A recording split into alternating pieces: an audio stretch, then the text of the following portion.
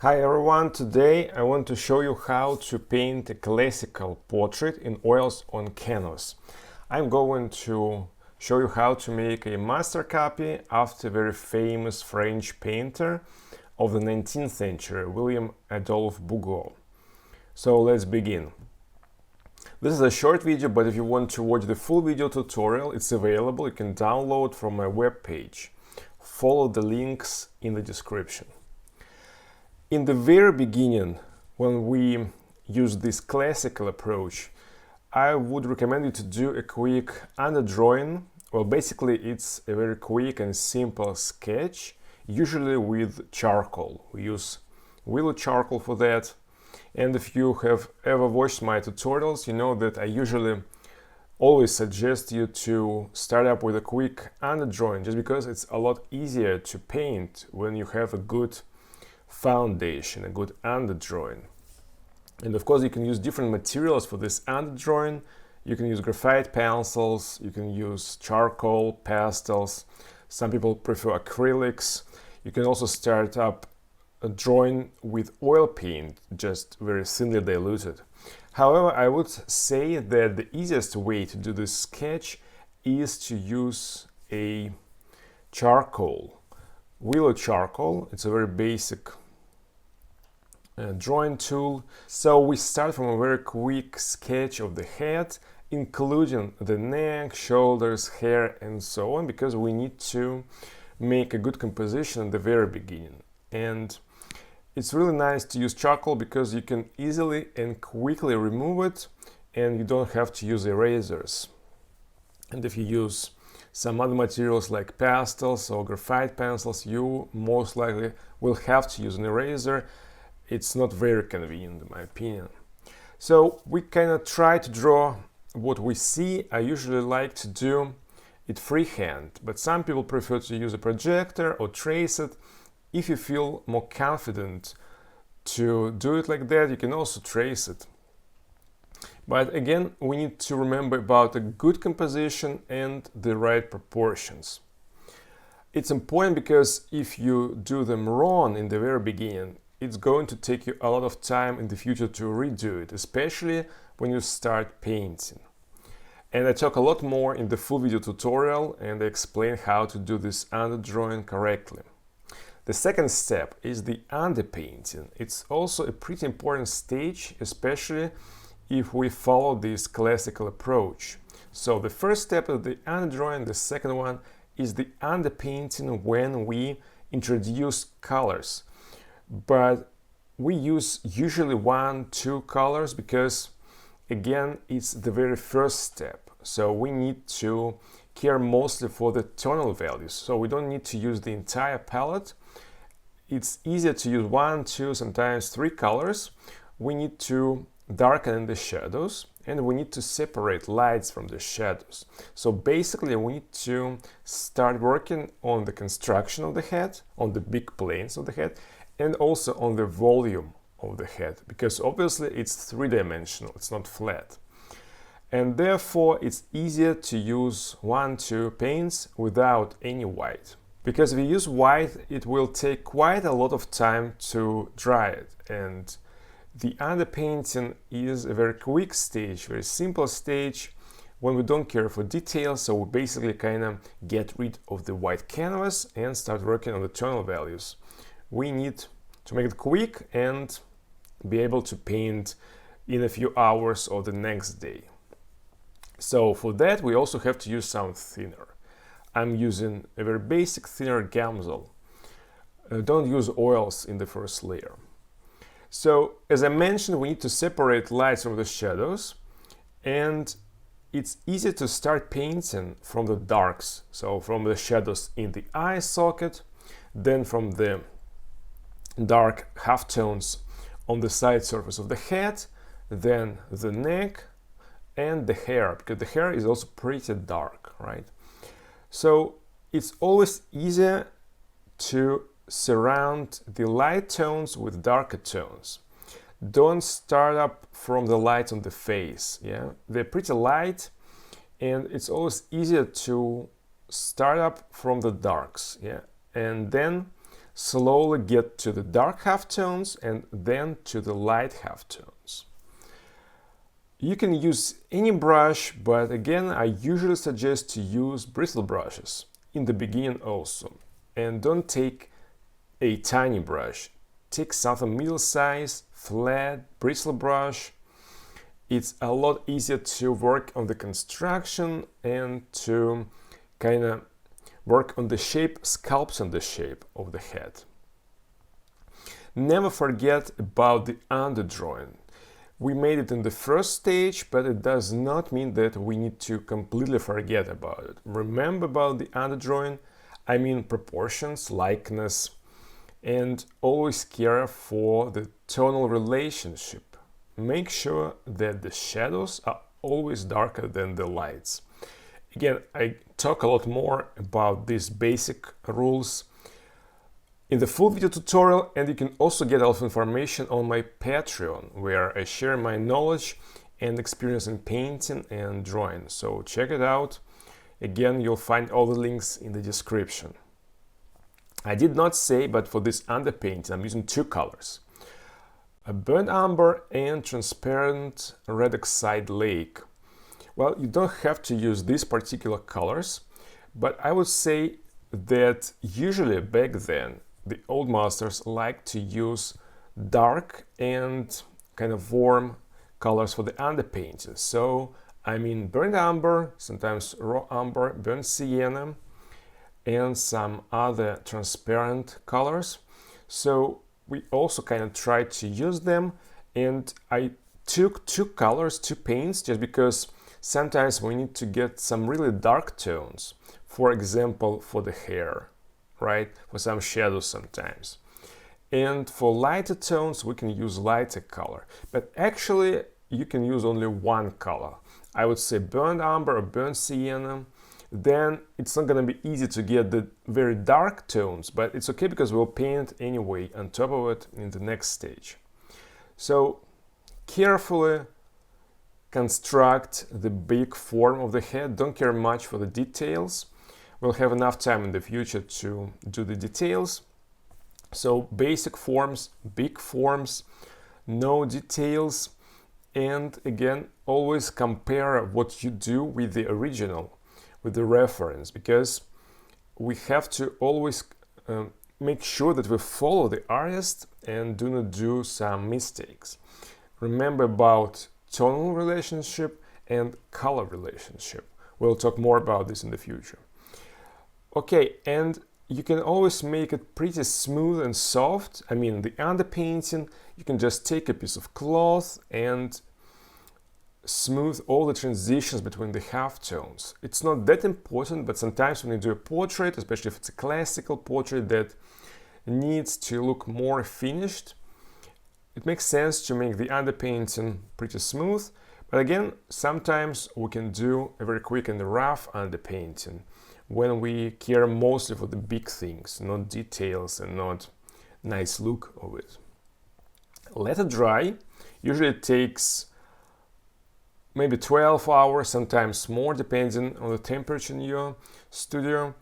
And then we are going to start the next stage, block in. So we introduce the entire palette. It's important that we don't use too many different colors, right? So I would suggest you to use 5, 6 colors, and usually for a face, for skin color, we don't need a lot of different paints. Usually we need 3, 4 colors, but sometimes we need some brighter colors for the background, or sometimes we need some dark, deep tones for the hair, for the shadows, sometimes for the clothes.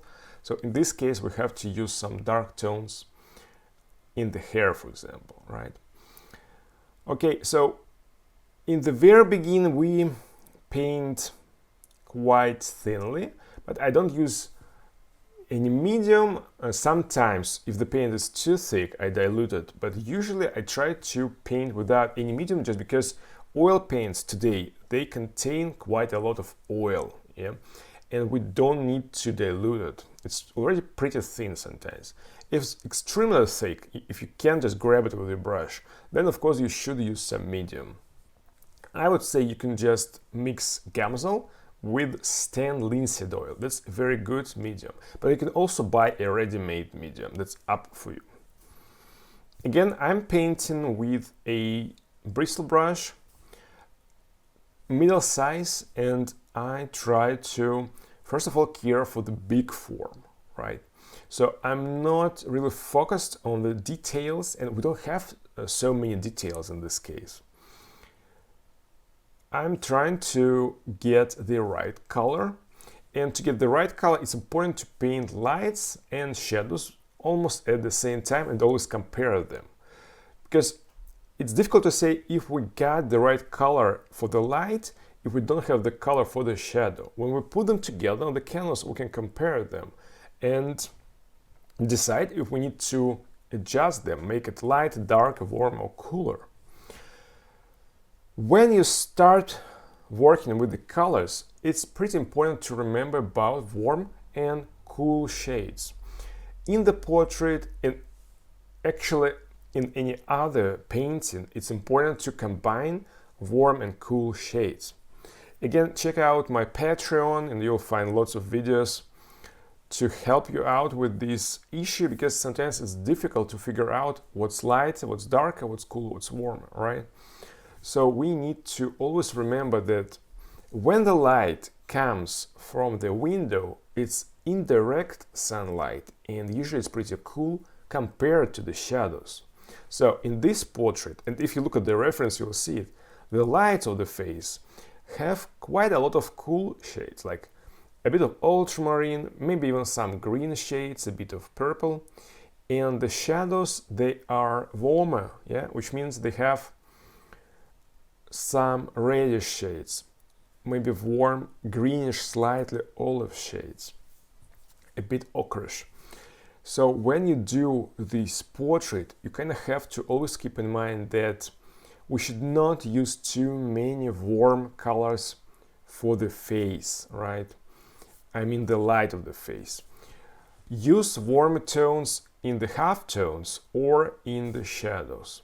In the very strong lights, like on the cheekbone area, on the nose, on the forehead, we don't use a lot of ochre or yellow. We need to use a little bit more blue plus white and a bit of red plus white, maybe sometimes some yellow in the halftones. And if you look at the reference, you can see that we can have a lot of greenish shades in the shadows in the halftones. Yeah.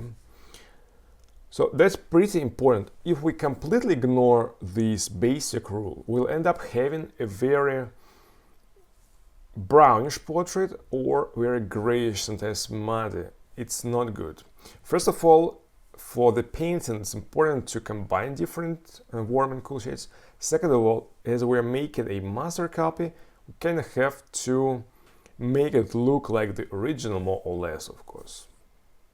So I would highly suggest you to keep it in mind and maybe have like two parts on your palette. In one area you mix colors for the lights, and in the other area for the dark halftones and shadows. So cool shades, warm shades.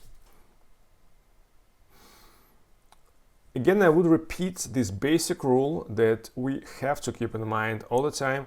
Lights are not just cooler, they are lighter, and the shadows are warmer and darker. And don't mix them up together, because again we'll end up having a very flat and brown portrait. So lights are always lighter and shadows are always darker. This is the very basic rule we have to always keep in mind.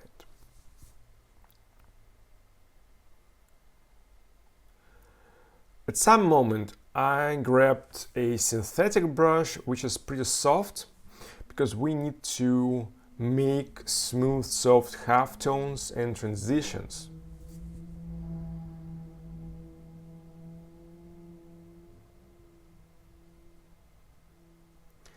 When you do the hair, I would highly suggest you to also remember that it's not just dark or black flat spot.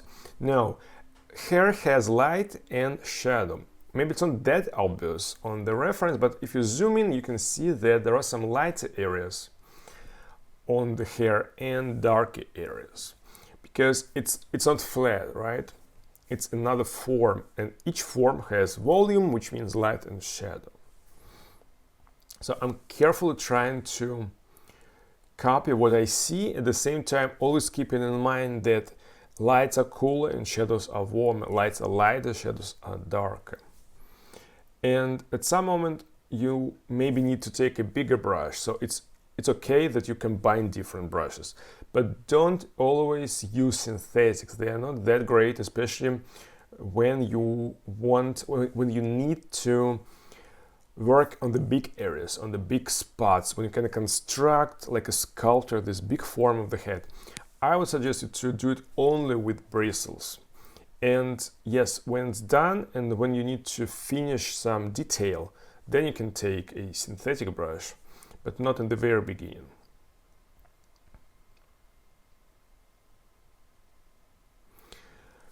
Another important thing that we constantly talk about is the edges of the form, the silhouette of the form. So when you do the edges, and you can see it on the reference, we need to paint them softer, maybe even slightly softer than we see them on the source picture, especially in the beginning. Don't start up with really sharp, hard edges. It's going to be an issue in the beginning, and it's going to be pretty difficult to get rid of it. So when you do the hair, the silhouette of the head, when you get closer to the background, always soften that area. Otherwise, your painting will look like a cutout just because of the edge. If it's too sharp, it attracts too much attention and it makes that illusion that the form stops right where the edge happens. But actually, it's three-dimensional form, so it continues. Even if we don't see the other part of the head, we know it exists. So soft edges will help us to add this three-dimensional feel into our painting. Of course, when we do a master copy, we can spend a lot of time to get that resemblance and to make our painting look like the original. It's not always important, and sometimes maybe it takes time, yeah, that we could spend on more important things. However, in the master copy, we kind of have to carefully draw our painting as it is on the original. So I kind of have to spend time basically copying that hair and that area and make it look more or less alike.